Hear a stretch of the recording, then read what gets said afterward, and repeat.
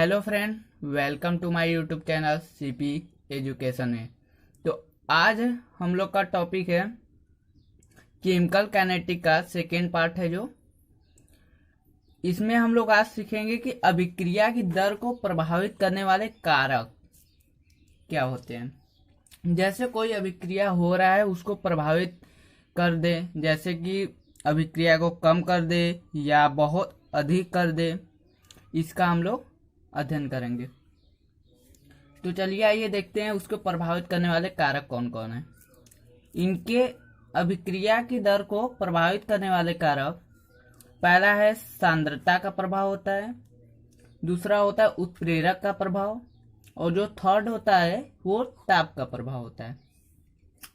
तो फर्स्ट जो है वो सांद्रता का प्रभाव, जैसे में कि हम कोई बीकर ले लिए, बीकर में अगर हम कोई अभिक्रिया करा रहे हैं,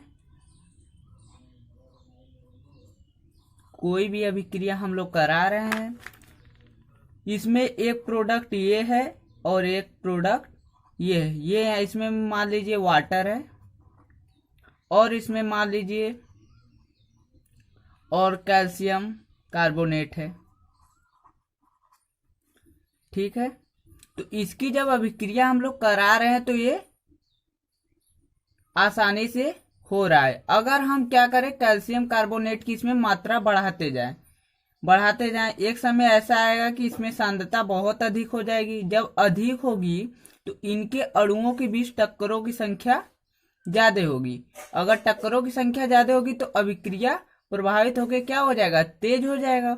तो सांद्रता का प्रभाव कि किसी अभिक्रिया में अगर हम पदार्थ की मात्रा बढ़ाते हैं तो उनके अणुओं के बीच टक्करों की संख्या बढ़ती है, जिससे कि अभिक्रिया का वेग तेज हो जाता है।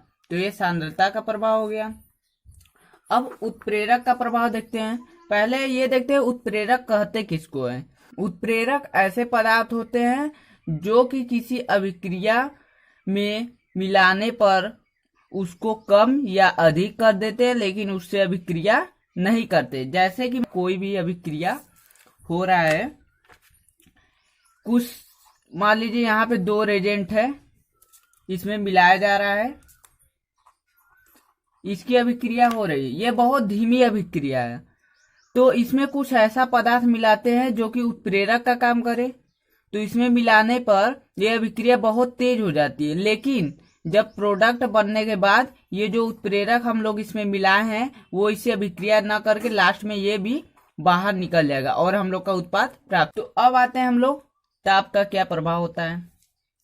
तो ताप का प्रभाव, जैसे कि हम लोग पानी को गर्म करते हैं, अगर टेम्परेचर कम हो तो वो धीमे धीमे गर्म होगा। यदि हम ताप बढ़ा दें, यदि हम लोग टेम्परेचर जब बढ़ा दें तो क्या होता है कि इसमें अणुओं की टक्करों की संख्या बहुत तेज हो जाती है।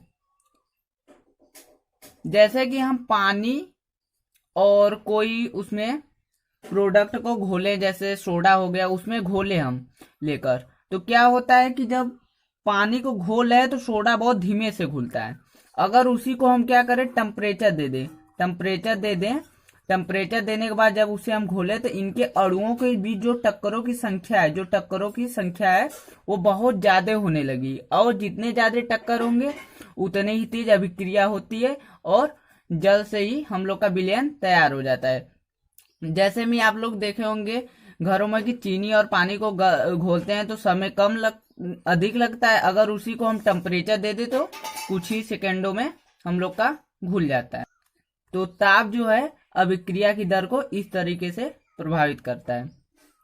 तो इसके ताप के प्रभाव में आर्रेनियस का समीकरण है। तो आर्रेनियस का समीकरण देखने से पहले हम देख लेते हैं पहले वेग स्थिरांक किसको कहते हैं। वेग स्थिरांक, देखिए किसी रासायनिक अभिक्रिया में किसी भी ताप पर, मतलब टेम्परेचर 2 डिग्री सेल्सियस, 10, 20, 1000 जो भी हो सकता है, किसी भी ताप पर अभिक्रिया की सांद्रता 1 मोल पर लीटर कर दिया जाए तो प्राप्त अभिक्रिया का वेग उसका वेग स्थिरांक कहलाता है। मान लीजिए कोई अभिक्रिया ये हो गया A2 उत्पाद बन रहा है, ये क्या है रिएक्टेंट है और ये क्या प्रोडक्ट है। तो जब इसकी अभिक्रिया हो रही है तो हम लोग का अभिक्रिया की दर आएगा dx/dt प्रोपोर्शनल A आएगा। अब देखिए हम ए प्रोपोर्शनल को हटाने के लिए एक कांस्टेंट लगाते हैं, तो हम लोग का वो कांस्टेंट आता है dx/dt बराबर KA। यही है वेग स्थिरांक कहते हैं। अगर देखिए हम लोग इस जो उत्पाद अभिकारक पदार्थ का मान 1 मोल कर दें तो क्या आएगा हम लोग का dx/dt बराबर K आ जाएगा। देखिए तो ये K किसके बराबर है, अभिक्रिया के दर के।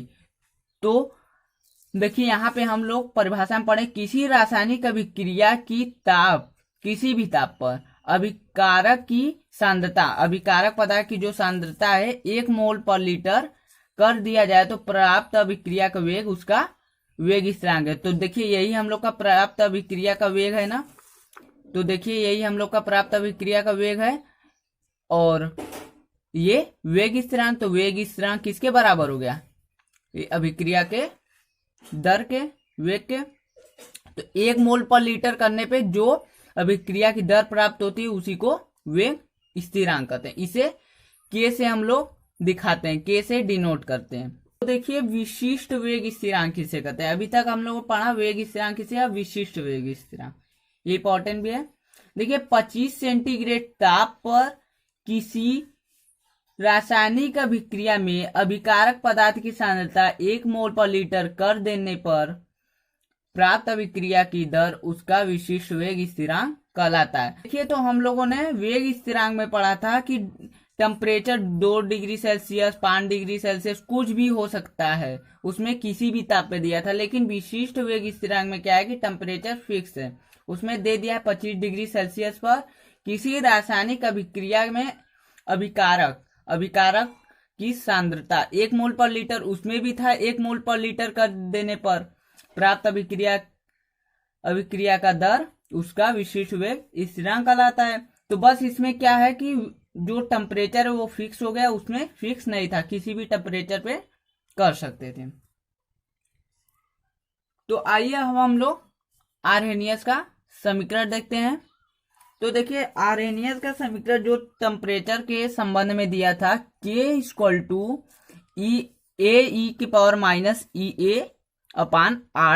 E - इस K को डिफाइन करने के लिए हम पहले आपको वेग स्थिरांक बता दिए। तो देखिए इसे वेग स्थिरांक कहते हैं और जो EA है उसे संक्रियण ऊर्जा कहते हैं और जो R है उसे गैस स्थिरांक कहते हैं और जो T है उसे परम ताप कहते हैं, जो परम ताप मतलब टेम्परेचर हो गया। और गैस नियतांक आप लोगों ने PV = nRT में पढ़ा होगा कि ये जो है गैस नियतांक होता है, सर्वत्र गैस नियतांक। और देखिए जो E है उसको कहते हैं एक्सपोनेंशियल, ठीक है, ये लॉग में आप लोगों ने पढ़ा होगा लॉग E, तो इसे एक्सपोनेंशियल कहते हैं। e⁻x वाले में पढ़ा होगा एक्सपोनेंशियल कहते हैं। तो देखिए अब इस समीकरण जो है हम लोग का जो दिया है समीकरण 1, उसका हम लोग लॉग लेते हैं। तो taking log on both side equation 1, तो देखिए जब लॉग हम लोग लेंगे तो लॉग K = log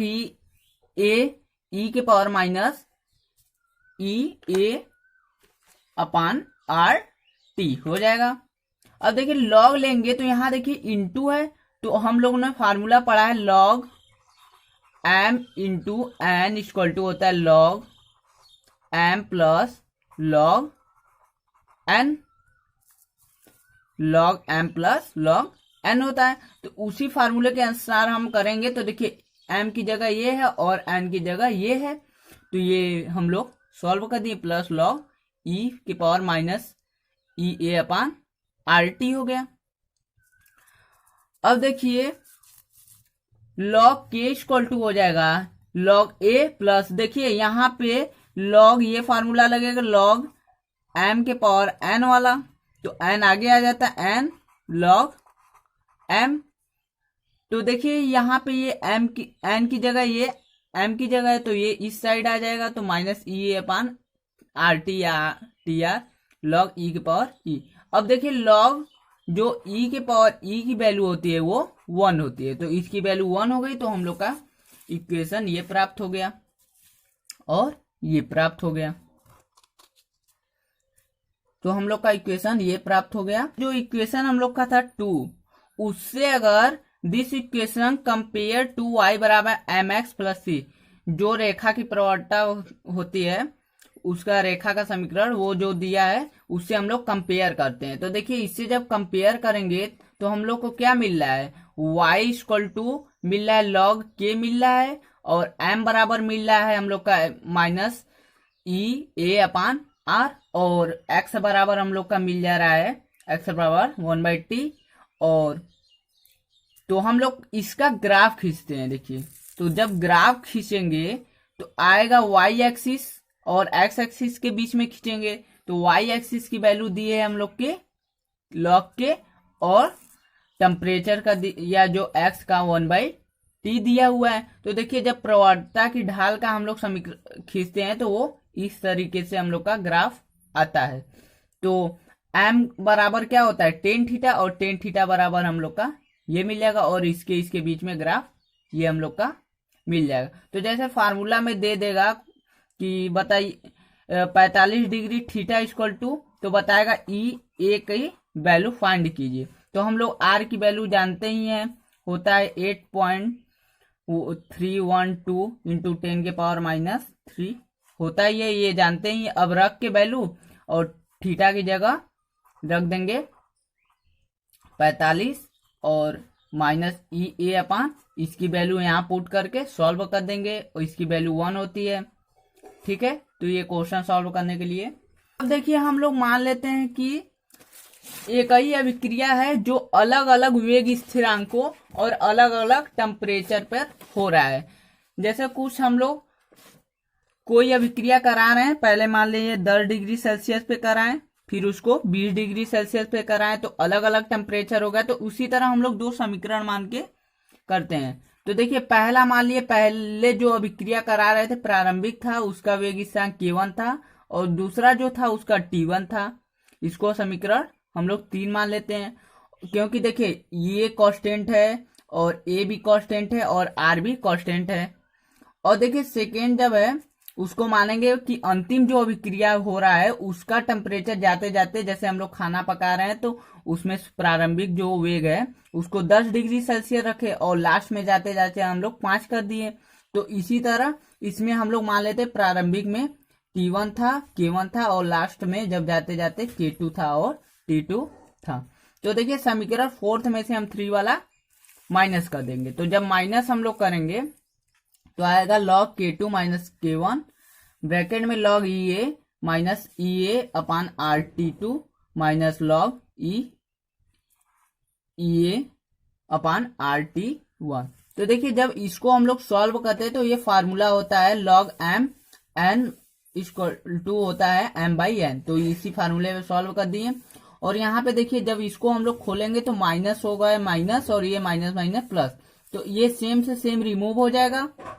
और इसमें देखिए हम लोग को कॉमन है EA, और इसमें भी EA और RR कॉमन है, तो इसको हम लोग आगे लिख देते हैं, इसको पीछे। तो देखिए ये प्लस में है तो 1/t यहाँ पे बच जाएगा, और यहाँ माइनस है तो -1/2 बच जाएगा। और देखिए यहाँ पे अब हम लोग इसको यहाँ 10 बनाने के लिए E की वैल्यू होती है 2.303, और log 10 हो जाएगा यहाँ पे। तो K2 upon K1 equal to ये वैल्यू कॉमन लेने पे ये आ गया। अब देखिए इसको हम लोग डिवाइड में भी देते हैं, log 10 K2 K1 equal to EA upon 2.303 R bracket में 1/T1 माइनस T2। यही हम लोग का इक्वेशन प्राप्त हो गया है। तो चलिए आइए इस पे हम लोग क्वेश्चन देखते हैं। हम लोग का क्वेश्चन है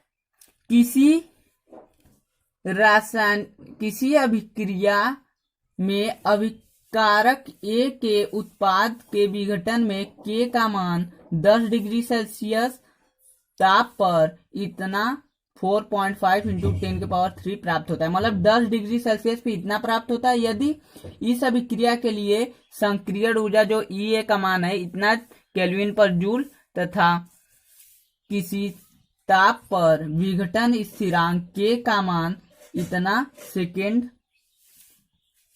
होगा। मतलब देखिए अब पूछ रहा है कि जो वेग कितने ताप है। अब हम लोग को टेम्परेचर देखिए दे दिया हुआ है पहला, और लास्ट वाला टेम्परेचर पूछा है, मतलब कि इतने स्थिरांक K2 पर इसका मान क्या होगा सेकेंड का। तो चलिए ये क्वेश्चन देखते हैं, और R की वैल्यू यहाँ पे दी हुई है। देखिए तो K2 की वैल्यू हम लोग को दिया हुआ है यहाँ पर 1.5 इंटू 10⁴, और देखिए K1 की वैल्यू भी ऊपर दी हुई है, और सक्रिय ऊर्जा की वैल्यू दी हुई है, और T1 की वैल्यू दी हुई है, और T2 की वैल्यू हम लोग को पूछ रही है क्वेश्चन में। तो सूत्र हम लोग का जो अभी फाइंड किए हैं उस पे आइए देखते हैं। तो सूत्र हम लोग का log 10 K2 upon K1 of EA upon 2.303 R bracket में 1/T1 माइनस 1/T2। तो देखिए log 10, अब देखिए यहाँ पे सब वैल्यू जब पुट करेंगे हम लोग का तो ये प्राप्त होगा। यहाँ पे देखिए संचय ऊर्जा का मान 16 दिया था, R की वैल्यू इतनी दी थी, और T1 की वैल्यू 10 सेंटीग्रेड, लेकिन इसकी वैल्यू नहीं दी है, हम लोग को फाइंड करना है। तो देखिए जब इसको हम लोग सॉल्व करेंगे तो हम लोग का आएगा 10/3, यहाँ पे 0 0 लिख दिए, इसका कोई मतलब नहीं है, 10/3 आएगा। इक्वल टू इसकी वैल्यू हम लोग जब सॉल्व करेंगे मल्टीप्लाई कर तो इतना आएगा, और ये चीज हम लोग कॉपी कर दिए। अब देखिए हम लोग इसको दो रूप में लिख सकते हैं, क्योंकि अभी देखिए log m बट्टे n वाला log m minus log n होता है, तो ऐसे लिख सकते हैं हम लोग। इक्वल टू इसको जब हम लोग डिवाइड करके सॉल्व करते हैं 3.1 इंटू 10⁴ माइनस 4 आता है, और ब्रैकेट में यही कॉपी कर दिए। अब देखिए ये जो है log 10 का मान 1 होता है, और माइनस है माइनस है, और log 3 का जो होता है 1.7332 होता है, और ये वैल्यू कॉपी कर दी यहाँ पर। तो अब देखिए जब इसको हम माइनस करेंगे तो हम लोग का माइनस 0.732 आएगा, और इसको यहाँ पे डिवाइड में हम लोग भेज दिए, क्योंकि यहाँ मल्टीप्लाई में है तो यहाँ डिवाइड में जाएगा, और ये कॉपी कर दिए हम लोग। और देखिए जब हम लोग इसको सॉल्व करते हैं, इसको ऊपर भेज देते हैं हम लोग, तो माइनस का प्लस हो जाएगा, और बटे इतना ही रह जाएगा, इक्वल टू 1/10 माइनस 1/T2 हो जाएगा। इसको हम लोग इस साइड लाते हैं और इसको उस साइड ले जाते हैं। इसको हम लोग जो है इस साइड लाते हैं और इसको उस साइड ले जाते हैं। तो जब लाएंगे देखिए तो ये इधर है माइनस में, तो इधर आएगा प्लस में हो जाएगा, और ये माइनस में तो उधर जाएगा प्लस में हो जाएगा। तो हम लोग का आएगा इतना वैल्यू आ जाएगा। अब इसका हम लोग क्या करते हैं, मल्टीप्लाइड 10⁴ है, तो कितना हो जाएगा 40। जब इसका मल्टीप्लाई इसमें करेंगे तो हम लोग का इतना आ जाएगा। अब इसका हम लोग क्या करते हैं, ऊपर और 10 से डिवाइड मल्टीप्लाई कर देते हैं। 10 से मल्टीप्लाई करेंगे तो ऊपर एक 0 और आ जाएगा, यहाँ से पॉइंट रिमूव हो जाएगा। तो हम लोग का फाइनली इसमें क्या करें, हम लोग डिवाइड कर दे। डिवाइड करने पे हम लोग का आता है 1/10 ये चीज प्लस 2361। तो देखिए 1/T1 इक्वल टू हम लोग का जब इसको सॉल्व करेंगे तो आएगा ये वैल्यू हम लोग का आ जाएगा इक्वल टू पूरा मतलब एरो। तो T1 बराबर हम लोग देखिए पलट देंगे दोनों को, तो आएगा 23,611 आ जाएगा। अब इसको देखिए जब डिवाइड करेंगे तो हम लोग का इतना डिग्री सेल्सियस आ जाएगा, मतलब इतने डिग्री सेल्सियस पे हम लोग का वेग स्थिरांक वो रहेगा। तो अब हम लोग देखते हैं अभिक्रिया की आणविकता किसे, मॉलिक्यूलरिटी ऑफ रिएक्शन। तो देखिए किसी रासायनिक अभिक्रिया की आणविकता अभिक्रिया में अभिकारी पदार्थों की संख्या के बराबर होती है।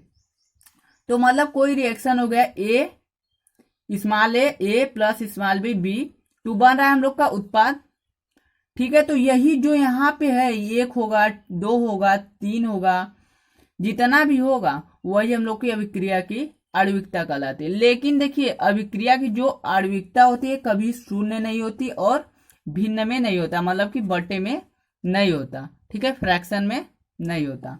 देखिए अगर 0 ही हो जाएगा आणविकता, यहाँ पे 0, तो क्या अभिकारक रहेगा, नहीं रहेगा, तो उत्पाद बन नहीं करेगा, तो रिएक्शन का कोई मतलब नहीं रह जाएगा, और फ्रैक्शन में भी नहीं होता है, ठीक है।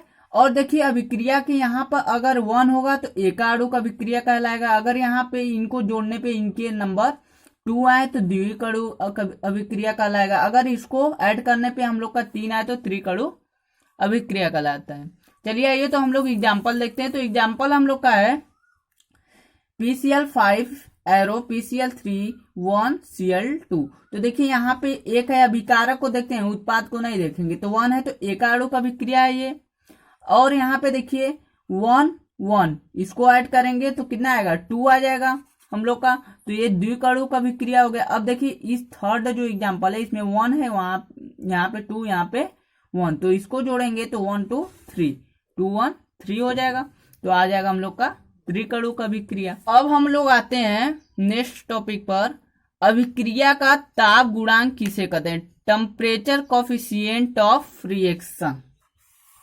ठीक है, तो देखिए किसी रासायनिक अभिक्रिया का ताप 10 सेंटीग्रेड बढ़ाने पर प्राप्त अभिक्रिया का वेग स्थिरांक तथा प्रारंभिक अभिक्रिया के वेग स्थिरांक के अनुपात को ही अभिक्रिया का ताप गुणांक कहते हैं। जैसे हम लोग मान लेते हैं कि इनिशियल जो टेम्परेचर है, प्रारंभिक जो टेम्परेचर है वो TC है डिग्री सेल्सियस, और जो फाइनल है जो अंतिम है उसको मान लेते हैं जो 10 सेंटीग्रेड बढ़ाने पे ताप प्राप्त हुआ है तो T + 10 डिग्री सेल्सियस। तो प्रारंभिक जो वेग स्थिरांक होगा हम लोग का KTC होगा, और 10 सेंटीग्रेड बढ़ाने पे वेग स्थिरांक प्राप्त होगा KTC + 10।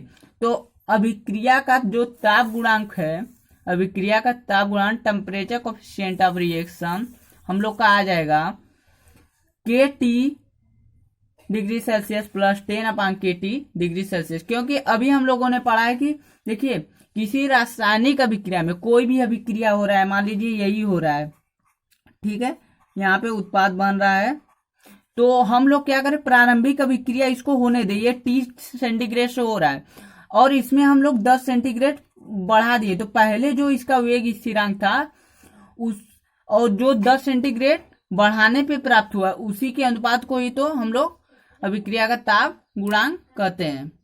ठीक है, तो अब हम लोग देखते हैं कि ये देखिए इंपॉर्टेंट है।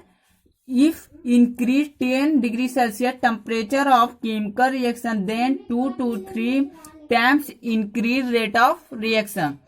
देखिए यदि हम लोग अभिक्रिया का जो रासायनिक अभिक्रिया का 10 सेंटीग्रेड ताप बढ़ा दें तो उसके वेग में जो अभिक्रिया का वेग है, रेट ऑफ रिएक्शन, वो 2 से 3 गुना, टाइम्स का मतलब गुना बढ़ जाता है। यदि किसी रासायनिक अभिक्रिया का प्रारंभिक ताप 20 सेंटीग्रेड है, यदि अभिक्रिया का ताप 50 सेंटीग्रेड कर दिया जाए तो अभिक्रिया का वेग कितना गुना बढ़ जाएगा?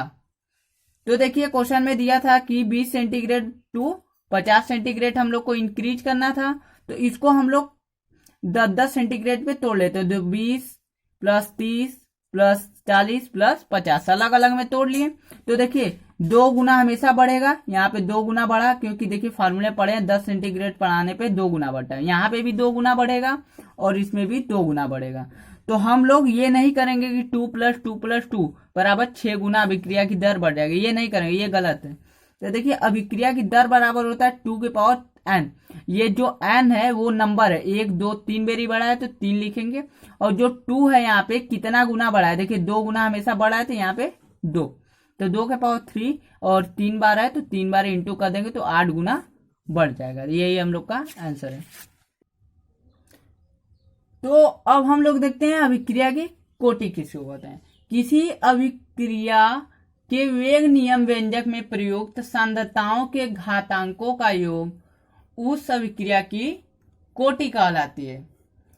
तो अभिक्रिया की कोटि जो होती है वो 1 2 3 या भिन्नात्मक मतलब फ्रैक्शन में भी हो सकती है। अभिक्रिया की कोटि शून्य होने का अर्थ है कि अभिक्रिया वेग अभिकारकों की सांद्रताओं पर निर्भर नहीं करता है। मतलब देखिए अभिक्रिया कोटि जो है वेग नियम व्यंजक में प्रयुक्त सांद्रताओं के घातांकों के योग को कह रहा है। तो मतलब एक समीकरण हम मान लेते हैं जिसे वेग व्यंजक कहेंगे, इसी को वेग व्यंजक मतलब समीकरण, व्यंजक का मतलब समीकरण। तो देखिए ए प्लस बी बी एरो उत्पाद हम लोग का बन रहा है।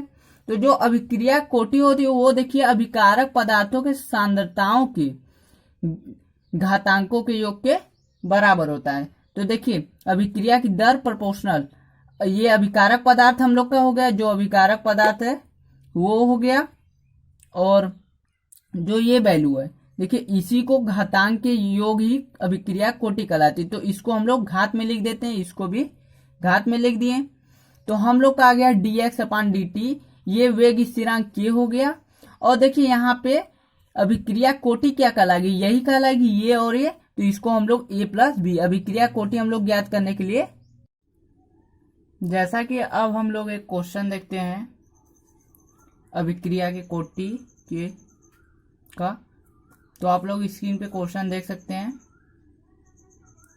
तो क्वेश्चन में दिया था r इक्वल टू, जो इक्वेशन था k a के पावर हाफ और b के पावर 2। तो कहा था उसमें कि अभिक्रिया की कोटि फाइंड कीजिए। देखिए तो ये जो r है वो dx/dt अभिक्रिया की दर के बराबर होगा। तो हम लोग जब अभिक्रिया कोटि ज्ञात करते हैं तो देखिए अभी जो हम लोग फार्मूला फाइंड किए हैं ये फार्मूला उसी पे लगेगा। तो अभिक्रिया की हम लोग की कोटि हो जाएगी, अभिक्रिया की कोटि बराबर क्या करेंगे हम लोग, इन घातांकों को a की जगह देखिए यहाँ पे ये है और b की जगह ये है, तो हम लोग a प्लस बी करते हैं। तो a की जगह हाफ रख देंगे और प्लस b की जगह 2 रख देंगे। तो आएगा, इसको सॉल्व करने पर हम लोग को 2.5। देखिए तो इसको जब सॉल्व करेंगे तो 5.2 आएगा, अब डिवाइड करेंगे तो 2.5 आ जाएगा। तो यही हम लोग का अभिक्रिया कोटि है। तो जैसा कि मैंने बताया था कि अभिक्रिया कोटि दशमलव में भी हो सकता है, फ्रैक्शन में 0 भी हो सकता है। तो चलिए आइए अब हम लोग देखते हैं शून्य कोटि की अभिक्रिया किसको कहते हैं। इसका डिफिनेशन है, वे रासायनिक अभिक्रिया जिनकी अभिक्रिया की दर अभिकारक की सांद्रता पर निर्भर नहीं करता उसे शून्य कोटि की अभिक्रिया कहते हैं। जैसे इसका कहने का मतलब है, देखिए कोई पॉट हो गया, उसमें अगर हम कोई लोहा मिला दिए और एक स्टील पदार्थ मिला दिए तो जो ये तो अपने आप इसमें मिश्रित तो हो नहीं जाएगा, घुल तो जाएगा नहीं, इंक्लूड नहीं होगा। तो इसके लिए हमें टेम्परेचर इसको देना पड़ेगा ताकि ये डिजॉल्व हो जाए। देखिए तो अभिक्रिया हम लोग का इन पर ना निर्भर करके हम लोग का टेम्परेचर पे निर्भर कर रहा है। तो जैसा कि हम लोग परिभाषा में पढ़े हैं कि वे रासायनिक अभिक्रिया जिनकी अभिक्रिया की दर अभिकारक पदार्थ के सांद्रता पर न निर्भर करता है उसे शून्य कोटि की अभिक्रिया कर। देखिए तो इसके सांद्रता पर निर्भर नहीं कर रहा है, ये तो टेम्परेचर पे निर्भर कर रहा है। तो चलिए आइए हम लोग देखते हैं शून्य कोटि की अभिक्रिया का गणितीय रूप क्या है।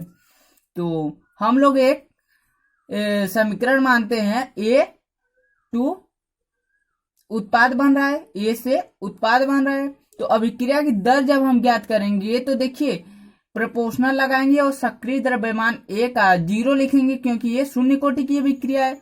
अब जब ये प्रोपोर्शनलिटी हटाते हैं तो हम लोग का एक नियतांक आता है जिसे कहते हैं वेग स्थिरांक, ठीक है। तो हम लोग अभिक्रिया की दर को dx/dt और ये वैल्यू रख दे। अब नियतांक हटाए तो वेग स्थिरांक k आ गया। और देखिए a के पावर 0 होता है तो उसकी वैल्यू 1 होती है, तो इसकी वैल्यू 1 होगी। तो हम लोग का dx/dt k आ जाएगा। अब देखिए जहां k क्या है, वेग स्थिरांक है। अब हम लोग का इसका मल्टीप्लाई कराएंगे तो आ जाएगा हम लोग का dx = k dt हो जाएगा। अब देखिए हम लोग क्या करें, दोनों तरफ का इसका समाकलन करेंगे तो हम लोग का आ जाएगा, इसका समाकलन करेंगे तो x हो जाएगा, इसका करेंगे तो k और t हो जाएगा क्योंकि k तो बाहर हो जाएगा, कांस्टेंट है, और dt का t हो जाएगा और प्लस एक कांस्टेंट c आता है, इसे जहां c एक समाकलन नियतांक है। तो देखिए अब हम लोग इस C का मान निकालने के लिए हम अभिक्रिया की प्रारंभिक अवस्था में जाते हैं जबकि कोई चीज बना ही ना हो। तो ये ही हम लोग का समीकरण था। तो मान लेते हैं कोई ए सांद्रता, मान लीजिए इसका कंपाउंड ए, जो कंपाउंड है हम लोग का ए मोल पर लीटर है।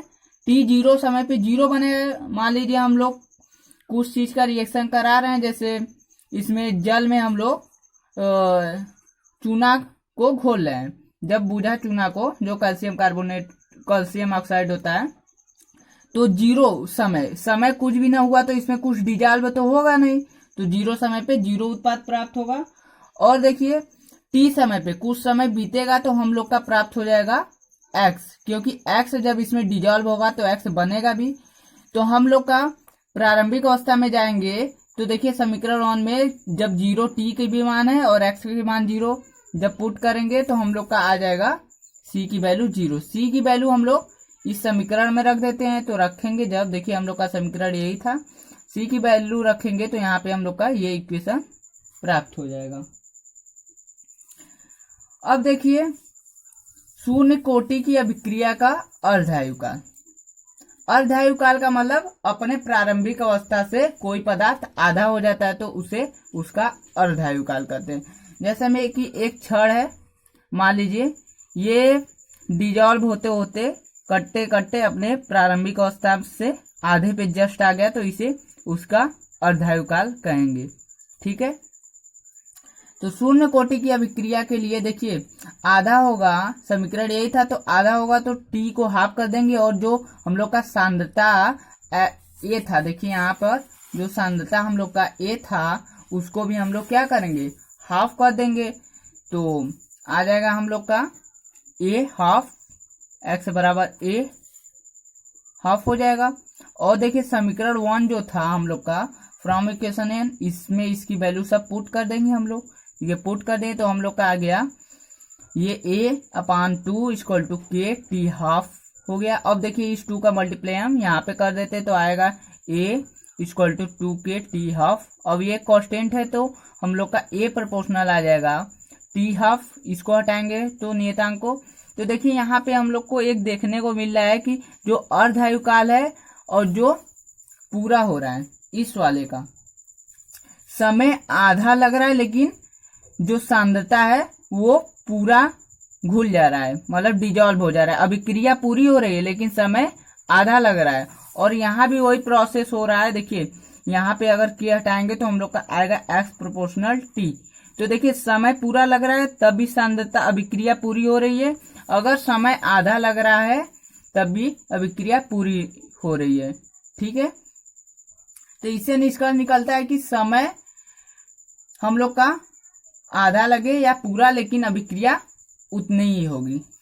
अब हम लोग चलते हैं प्रथम कोटि की अभिक्रिया किसे कहते हैं। तो देखिए इसका डिफिनेशन है, वे रासायनिक अभिक्रिया जिनकी अभिक्रिया की दर अभिकारक के प्रथम घात के सांद्रता के समानुपाती होता है, उसे प्रथम कोटि की अभिक्रिया कहते हैं। तो चलिए देखते हैं हम इसका गणितीय रूप क्या करते हैं, और देखिए इसको इस डिफिनेशन का निष्कर्ष क्या है। तो देखिए प्रथम घात का है तो 1 रहेगा सांद्रता के, और मान लीजिए रिएक्शन ये है हम लोग का A2 उत्पाद बन रहा है। तो देखिए अभिक्रिया की दर को dx/dt हम लोग लिखेंगे, और k हो जाएगा जो एक वेग स्थिरांक आता है, और A।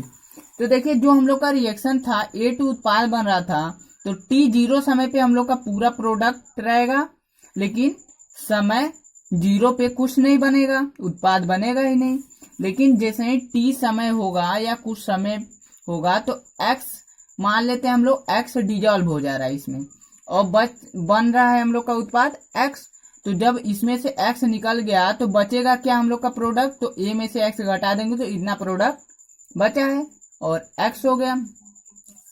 तो अब देखिए जैसे कि हम मान लेते हैं कि 1 kg जो चीनी है, और चीनी को हम जल में डिजॉल्व करेंगे 500 ग्राम, तो हम लोग का बचेगा क्या, इसमें से माइनस करेंगे, तो वही प्रोसेस हम लोग यहाँ पे भी किए हैं।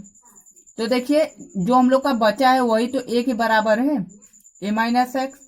तो इस a की वैल्यू हम लोग इसमें पुट कर देते हैं, तो आएगा हम लोग का dx dt इक्वल टू के a माइनस एक्स। तो देखिए हम लोग इसको इधर लाते हैं और इस dt को इस तरफ भेजते हैं तो हम लोग का इस रूप में हो जाएगा। अब दोनों तरफ का हम लोग समाकलन कर देते हैं। ठीक है, तो समाकलन करने पर हम लोग समाकलन जब करते हैं तो ये कांस्टेंट होने के कारण बाहर आ जाता है और हम लोग का इसका समाकलन होता है minus log E A minus x और इक्वल टू के टी, इसका के टी और एक समाकलन नियतांक आता है जिसे सी कहते हैं या कोई भी हम लोग मान सकते हैं। इसे हम लोग समीकरण 1 मान लेते हैं।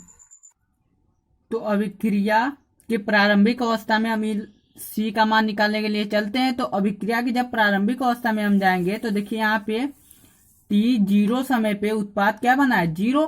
तो जब प्रारंभिक में जाएंगे तो टी बराबर भी 0 होगा और एक्स बराबर भी 0 होगा। क्वेश्चन हम लोग का 1 था वो था minus log E A minus X equal to K T plus C. तो देखिए प्रारंभिक अवस्था में जाएंगे तो एक्स बराबर 0 और टी बराबर भी 0 रखेंगे तो सी की वैल्यू इस देखिए यहाँ पे ए हो जाएगा और ये 0 हो जाएगा। सी की वैल्यू हम लोग का ये आ जाएगा। अब सी की जो वैल्यू है हम लोग इस समीकरण में पुट कर देते हैं। तो जब पुट करेंगे तो हम लोग का आ जाएगा minus log A minus X equal to K T plus minus log A. तो अब देखिए ये लॉग को हम इधर लाते हैं तो इधर माइनस में तो इधर आएगा प्लस में, तो log A minus log E A minus X K T. तो अब देखिए ये फार्मूला जो होता है log M by N equal to log M minus log N. तो इस रूप में जब दिया हुआ है तो इस रूप में हम लोग चेंज कर देंगे और आ जाएगा हम लोग का इक्वल टू के टी।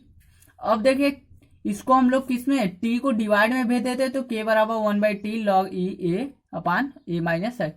अब देखिए इस ई को एक्सपोनेंशियल को हटाने के लिए हम लोग 2.303 से मल्टीप्लाई कर देते हैं तो ये 10 में बदल जाता है। तो हम लोग का ये इसका इक्वेशन प्राप्त हो गया, प्रथम कोटि अभिक्रिया का वेग समीकरण प्राप्त हो गया।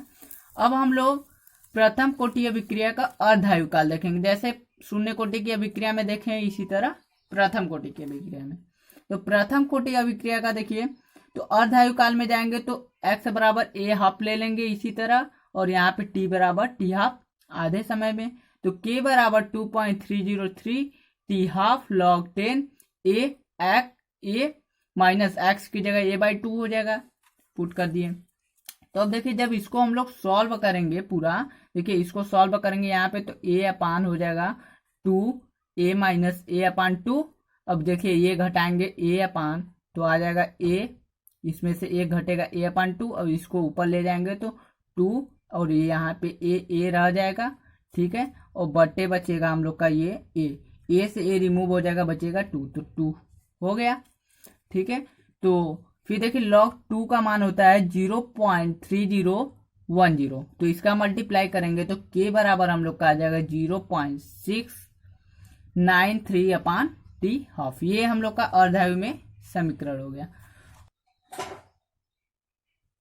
तो आइए अब हम लोग फर्स्ट क्वेश्चन की तरफ चलते हैं कि इसके आधार पे हम लोग क्वेश्चन किस प्रकार सॉल्व करेंगे। तो फर्स्ट क्वेश्चन है हम लोग का एक प्रतिक्रिया 75% पूर्ण होने में 60 मिनट लगता है तो उसका अर्धायु काल की गणना कीजिए।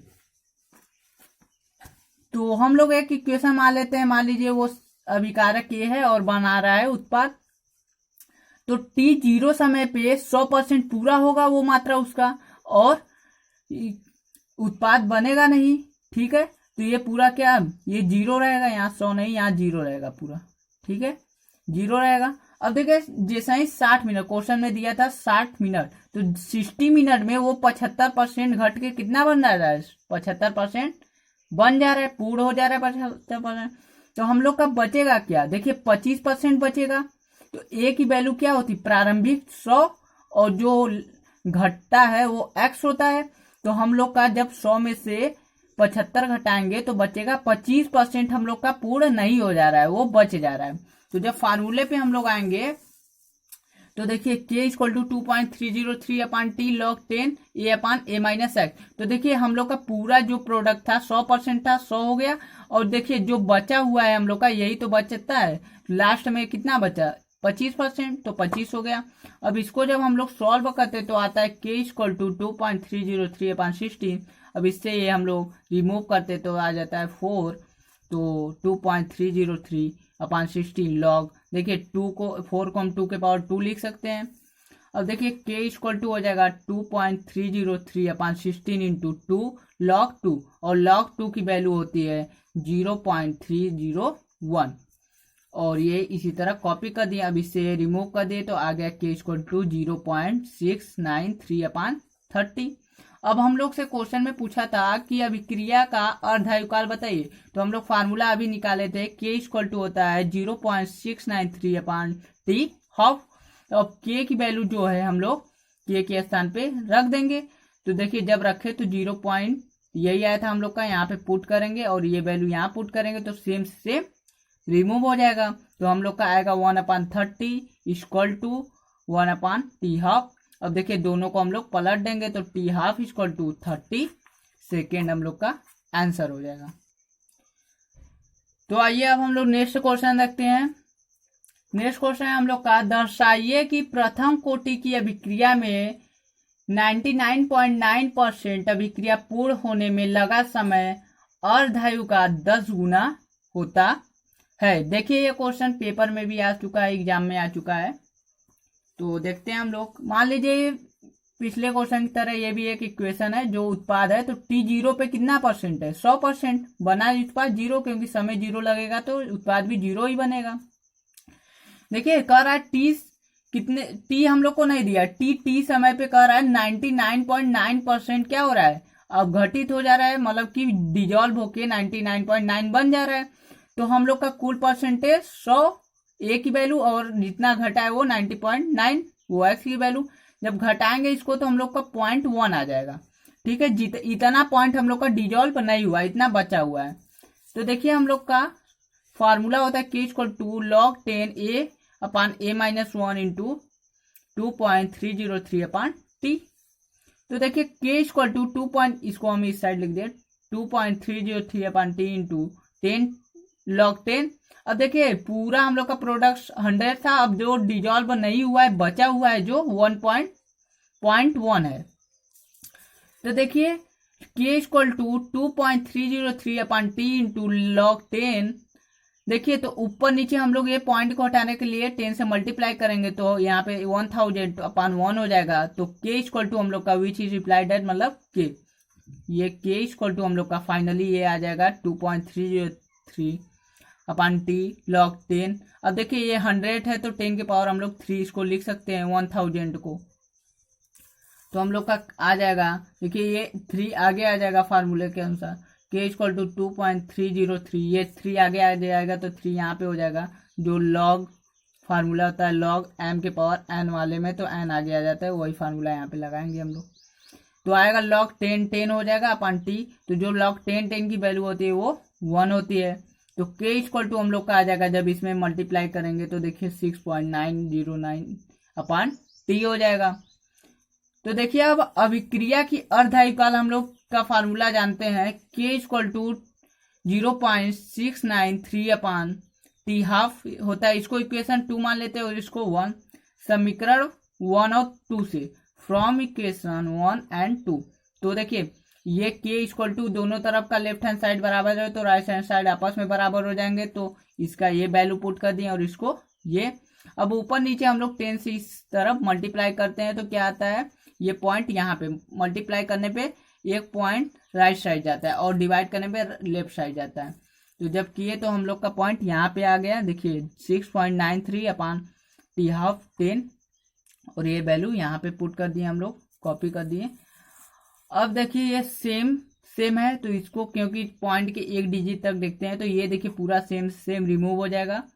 तो हम लोग का आएगा t1 upon T equal to 1 upon 10 half T आएगा। तो हम लोग दोनों तरफ पलट देते हैं तो t इक्वल टू 10 टी वो हाफ। देखिए ये हम लोग को प्रूव करना था कि जो अभिक्रिया की प्रारंभिक अवस्था है वो अर्धायु काल का 10 गुना होता है, यही हम लोग को प्रूव करना था, प्रूफ हो गया।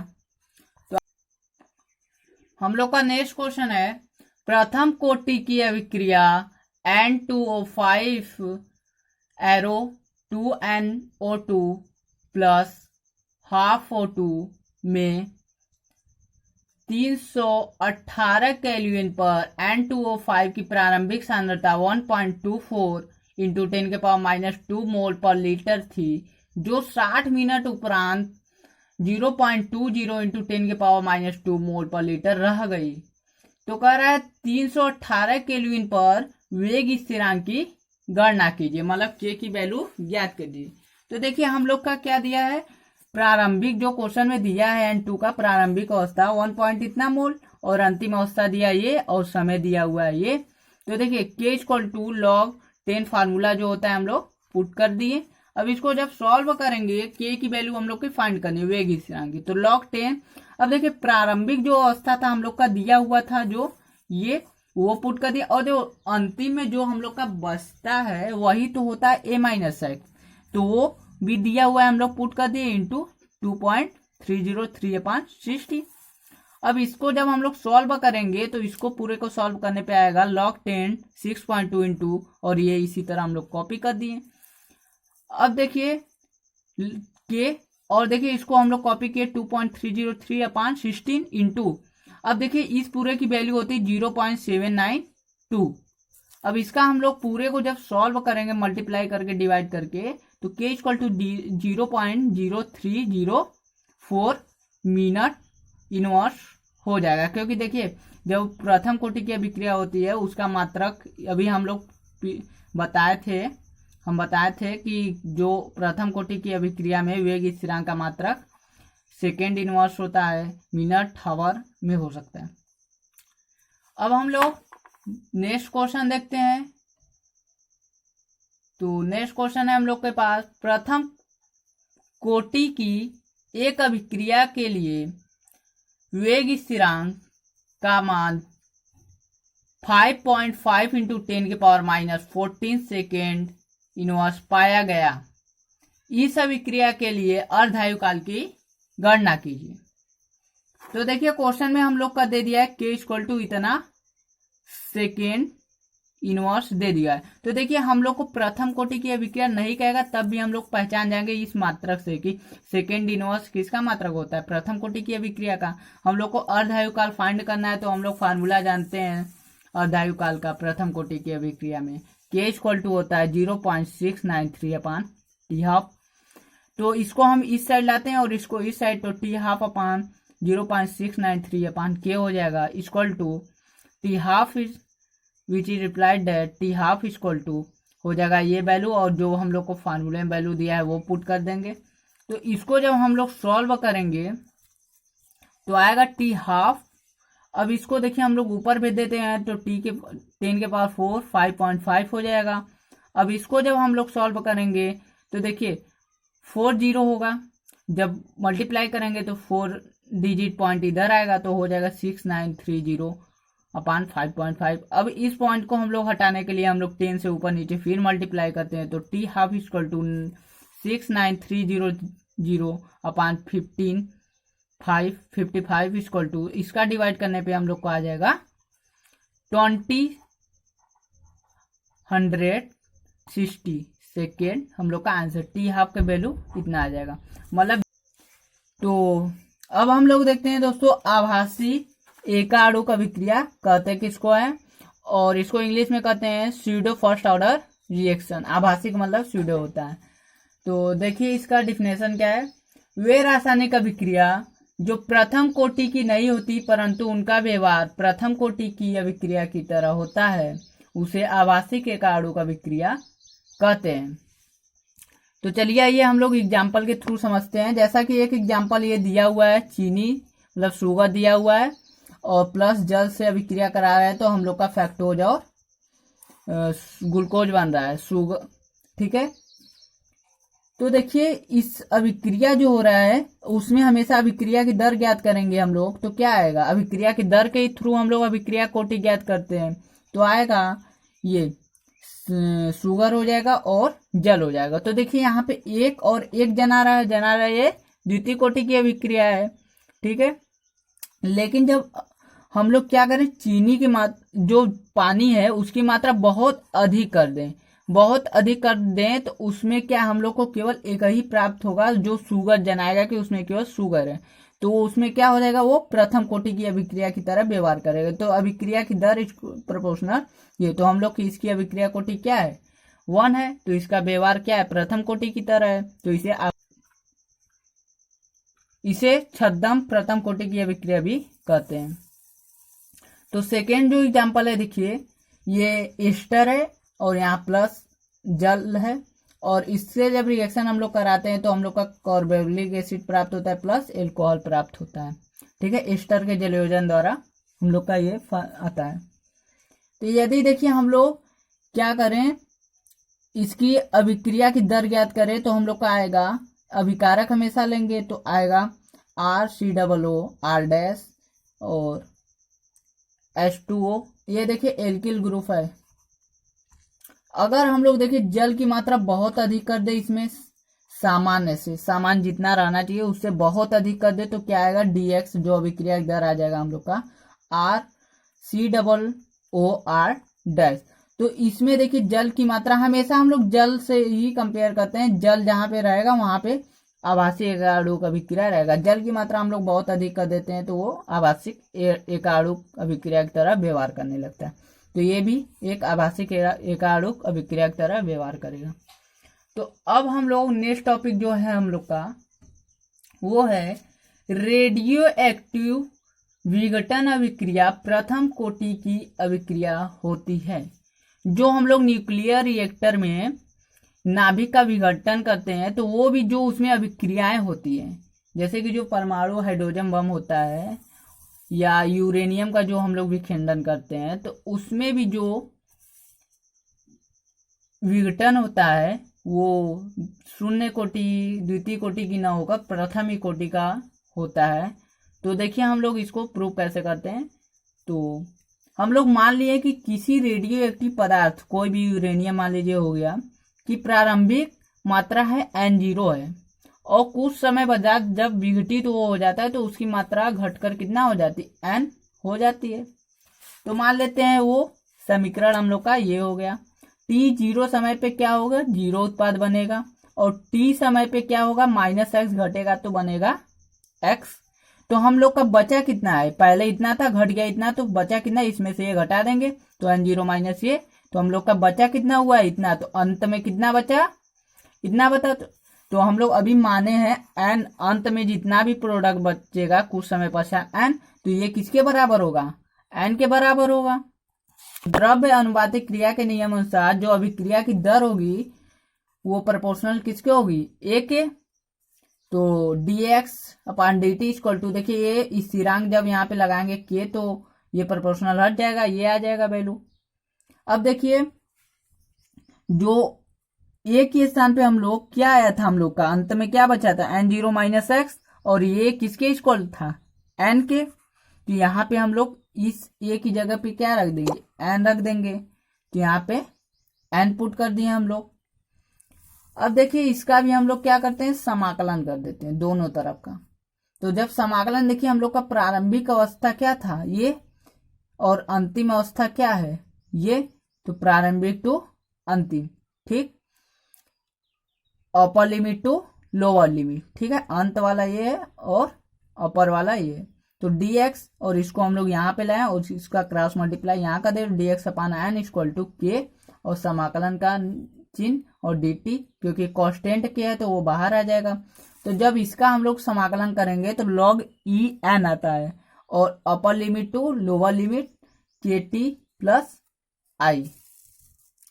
तो अब देखिए log N0 upper limit minus लगाते हैं, फिर लोअर लिमिट को रखते हैं, ये हो गया, और kt प्लस i, इसको समीकरण 1 मान लेते हैं हम लोग। अब देखिए ये जब हम लोग i की वैल्यू निकालने के लिए हम अभिक्रिया की प्रारंभिक अवस्था में पुनः जाते हैं, तो देखिए प्रारंभिक अवस्था में जाएंगे तो t बराबर 0 मिलेगा, और जो प्रारंभ में हम लोग का प्रोडक्ट था क्या था, N0 था, तो n बराबर हम लोग क्या रख देंगे, N0 रख देंगे, तो हम लोग का आ जाएगा। देखिए यहाँ पे ये वैल्यू हो गया, और यहाँ पे n की जगह बस N0 कर दिए और t की जगह 0, तो i के ये से पूरा रिमूव हो जाएगा, और इससे ये 0, तो i बराबर 0। तो i की वैल्यू हम लोग समीकरण 1 में रख देंगे, तो आ जाएगा log N0 minus log En equal to kt। अब k टी। अब देखिए ये फार्मूले के अनुसार हम लोग चेंज कर देंगे log n0 अपान n से इक्वल टू के टी। अब देखिए इस टी को हम लोग इधर मल्टीप्लाई में है तो इधर जाएगा डिवाइड में हो जाएगा, तो के इक्वल टू हम लोग का आ जाएगा 1 अपान, क्योंकि इधर जाएगा डिवाइड में तो 1 अपान टी, और ये वैल्यू log n0 अपान n।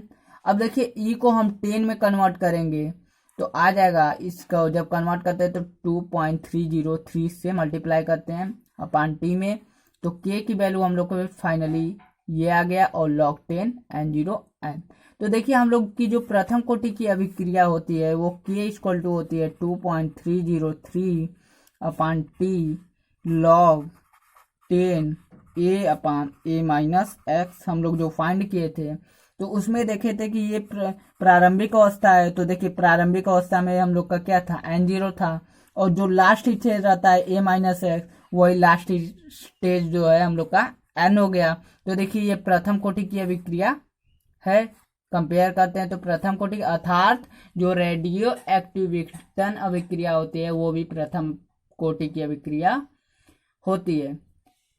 यदि दोस्तों आप लोगों ने मेरे चैनल को अभी तक सब्सक्राइब नहीं किया है तो सब्सक्राइब कर बेल आइकन प्रेस कर दीजिए, ताकि हमारे कोई भी वीडियो अपलोड होने से पहले सबसे पहले आपके पास नोटिफिकेशन चला जाए। और दोस्तों आप लोगों को वीडियो कैसा लगा आप लोग हमें कमेंट में बताइए, और ज़्यादा से ज़्यादा शेयर करें।